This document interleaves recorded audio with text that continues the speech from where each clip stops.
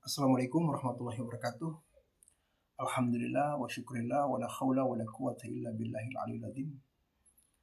Teman-temanku yang saya cintai, alhamdulillah pada kesempatan yang berbahagia ini kita masih diberi oleh Allah kesempatan untuk saling mengabarkan kebaikan, saling mengedukasi, saling memberi sihat menasihati, dan insya Allah bertujuan adalah kita sama-sama menjadi orang yang lebih konsisten dalam menggapai ridha Allah Subhanahu wa taala.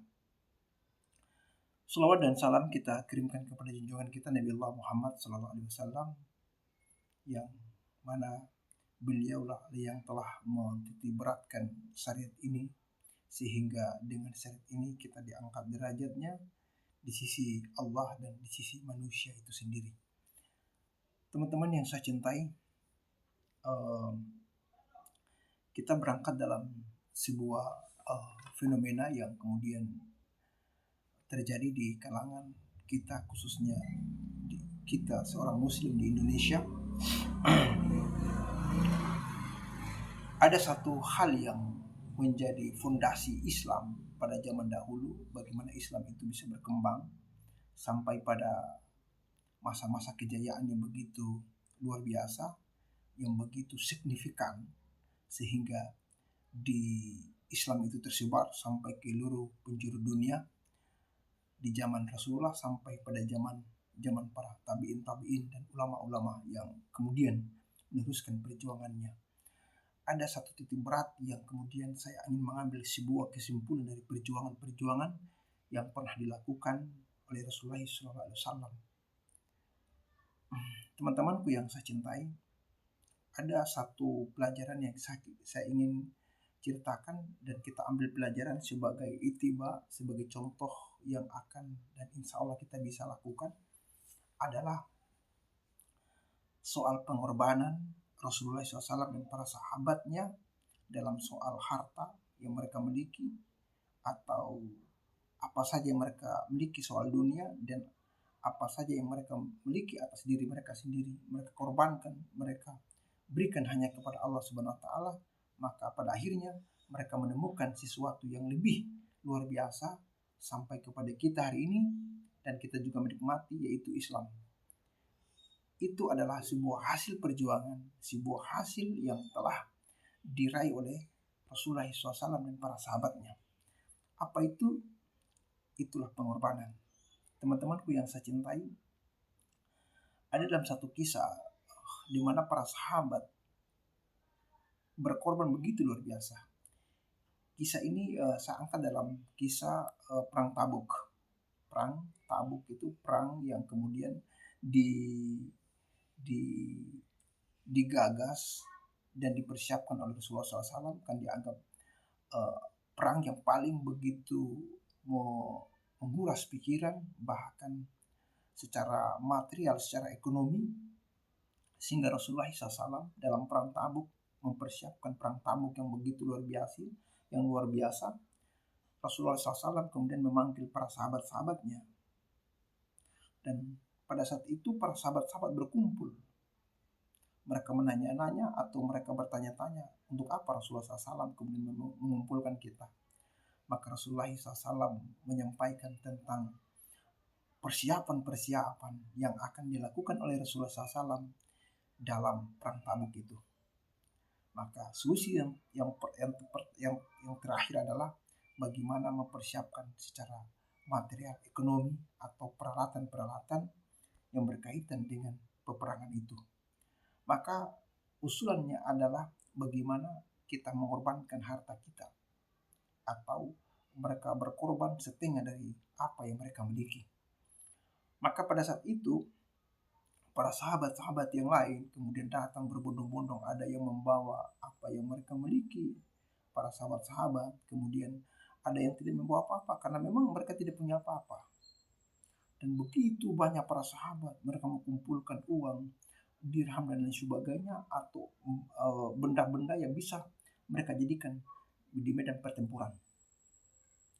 Akan tetapi ada satu sahabat yang kemudian yang lebih kaya saat itu, yang lebih punya banyak harta, itu Abu Bakar As-Siddiq. Teman-temanku yang saya cintai, Abu Bakar As-Siddiq adalah orang yang paling terpandang, orang yang paling banyak hartanya pada saat itu. Apa yang terjadi, teman-teman? Ketika Abu Bakar As-Siddiq radhiyallahu anhu datang di sekumpulan para sahabat, kemudian dia dalam keadaan tidak bicara atau tidak ngomong, dan kemudian dia tidak bawa apa-apa. Rasulullah SAW tahu bahwa Abu Bakar adalah orang yang banyak sekali hartanya, tetapi beliau tidak bawa apa-apa. Kemudian Rasulullah SAW bertanya kepada Abu Bakar, "Ya Abu Bakar, apa yang kau bisa berikan untuk perjuangan ini?"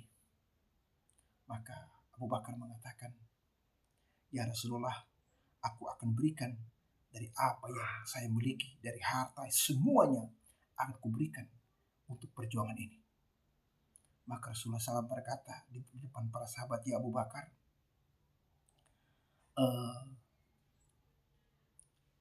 tinggalkanlah sedikit daripada keluargamu, dirimu dan keluargamu."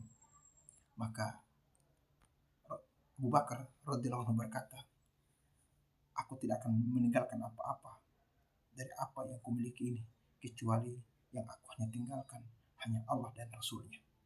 Itulah perjuangan para sahabat. Sampai sejauh itukah mereka memperjuangkan atau mereka korbankan apa yang mereka miliki, terutama sahabat Abu Bakar radhiyallahu anhu. Teman-temanku yang sekalian yang saya cintai, itu salah satu kisah pengorbanan. Yang kedua adalah kisah pengorbanan lagi, tetapi dalam hal konsep kedoliman.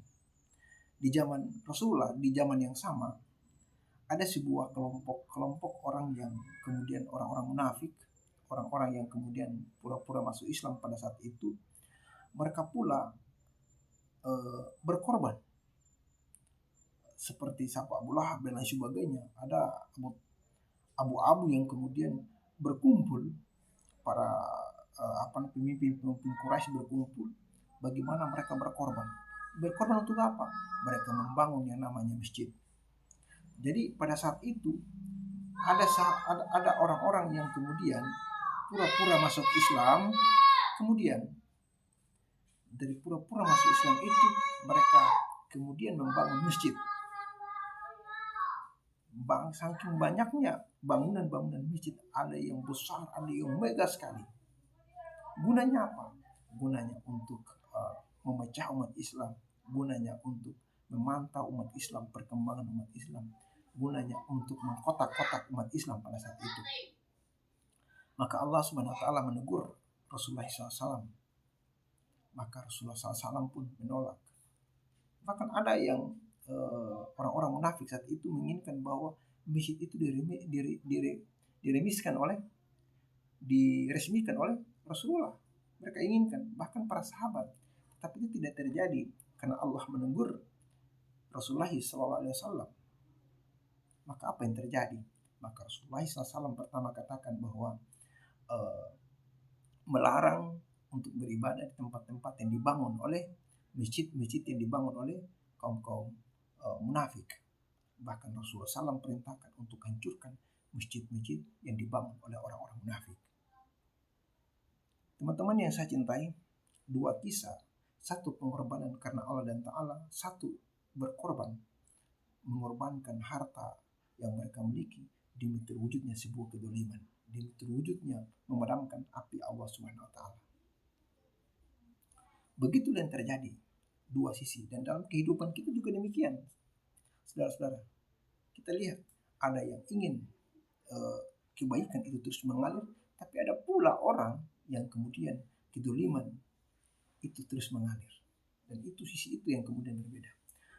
Teman-teman yang saya cintai, apa sih yang melatar belakangan kita pada saat ini umat Islam enggan berkorban atau sulit sekali untuk berkorban dalam perjuangan umat Islam pada saat ini? Banyak sekali lahir, ada orang yang kemudian ada suatu kaum atau desa membangun masjid dan sebagainya. Ada pula yang kemudian membangun panti asuhan, pesantren dan sebagainya. Bahkan mereka meminta-minta di jalan-jalan. Kenapa? Karena memang kita enggan berkorban. Kita enggan, padahal kita punya. kita cukup untuk itu semua? Umat Islam memang membludak, atau banyaknya umat Islam saat ini tapi bagaikan buih yang telah ditiup angin di tengah-tengah lautan. Kita tidak punya arah apa-apa. Kenapa? Sulitnya kita berkorban untuk Allah dan Rasulnya. Teman-teman yang saya cintai, kita kembali kepada pada konsep kita bahwa apa sih yang melatar belakangi umat Islam saat ini sulit untuk berkorban. Salah satunya adalah kita umat Islam terlalu cinta kepada dunia. Dunia inilah yang membuat kita sulit untuk berkorban, sulit untuk mengeluarkan apa yang sebagian dari persen yang kita miliki. Itu yang kemudian menjadi persoalan begitu luar biasanya. Teman-teman, soal kita mencintai orang tua kita, istri kita, anak-anak kita, itu satu kewajaran. Tapi kalau cinta-cinta orang tua kita, istri kita kepada anak-anak kita melebihi daripada cinta kita kepada Allah dan Rasul, itu akan menyebabkan kita akan sulit untuk berkorban. Kenapa? Di dalam Al-Quran disebutkan bahwa ketika kita terlalu mencintai orang tua kita, leluhur kita, istri kita, anak-anak kita, bahkan harta kita, maka kita sulit untuk berkorban di jalan Allah, dan itu tidak akan mungkin terjadi. Itu yang mungkin akan menyebabkan kita sulit untuk berkorban untuk di jalan Allah. Yang kedua, kenapa umat Islam pada saat ini sulit untuk berkorban di jalan Allah Subhanahu wa taala? Yang kedua adalah terlalu cinta kepada kesenangan yang sesaat. Teman-teman yang saya cintai, pada saat ini kita mungkin terlalu cinta kepada kesenangan yang sesaat. Kadang kita pergi piknik atau liburan, membuang anggaran tidak sedikit, kadang dengan juta-juta kita buang di misi buah kesenangan yang sesaat. Kita datang ke tempat-tempat bar, tempat-tempat diskotik, tempat-tempat di mana tempat-tempat itu kita anggap sebuah kesenangan, makanan lezat dan sebagainya. Itu yang menyebabkan kita sulit untuk berkorban di jalan Allah Subhanahu wa taala. Sulit sekali. Bagi pengorbanan itu luar biasa sebenarnya di hadapan Allah Subhanahu wa taala. Allah ganti apa yang kemudian kita korbankan. Bukan kemudian Allah Subhanahu wa taala perintahkan kepada kita untuk berkorban, tetapi kemudian Allah meminta-minta kepada kita tidak.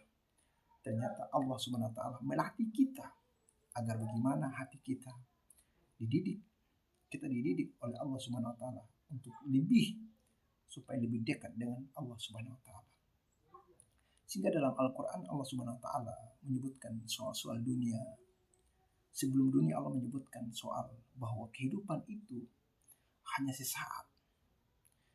Di dalam Al-Quran surat Al-Imran ayat 185 Allah Subhanahu wa taala kemudian berfirman, kullu nafsin dha'iqatul maut wa innama tuwaffawna ujurakum yaumal qiyamati faman zuziya 'anil nari wa udkhilal jannata faqad faza wa ma hayatud dunya illa mata'ul ghurur.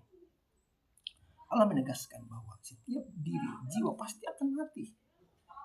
Jadi semua kesenangan yang kita miliki itu hanyalah sesaat. Wa innama tuwaffawna ujurakum yaumal qiyamati, dan apa yang kita korbankan hari ini Allah akan sempurnakan pada hari kiamat.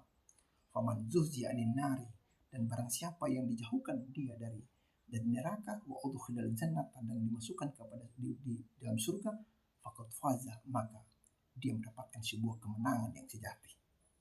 Wa ma hayatud dunya illa mata'ul ghurur, dan tidaklah kehidupan dunia itu kecuali kesenangan yang memperdaya kita. Itu Allah menegaskan kepada kita soal bagaimana kita menyikapi kehidupan kita. Dan kalau kita sudah menyikapi kehidupan kita yang mungkin kehidupan itu mengarah kepada hidup yang terbaik, maka mari kita berlomba-lomba dalam kebaikan. Dan insya Allah kita coba mengurai itu semua. Saya ingin menyimpulkan bahwa pada kesempatan ini hanya dua yang menyebabkan kita sulit berkorban di hadapan Allah Subhanahu wa taala. Yang pertama adalah terlalu cinta kepada dunia, dan yang kedua adalah terlalu cinta kepada kesenangan-kesenangan yang sesaat. Walau alam bisawab. Assalamualaikum warahmatullahi wabarakatuh.